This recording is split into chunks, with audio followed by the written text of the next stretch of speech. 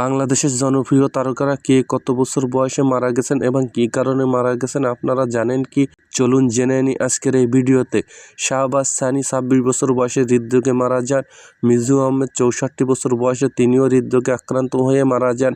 নায়ক রাজ রাজ্জাক তিনি 76 বছর বয়সে নিউমোনিয়া জনিত কারণে মারা যান। রাজীব তিনি 55 বছর বয়সে ক্যান্সারে আক্রান্ত হয়ে মারা যান।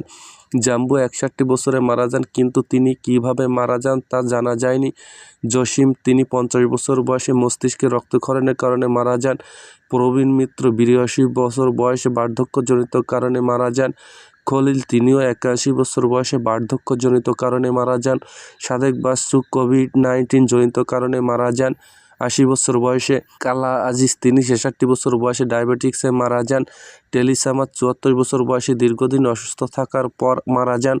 শাহিন আলম 59 বছর বয়সে কিডনি ড্যামেজ জনিত কারণে মারা যান।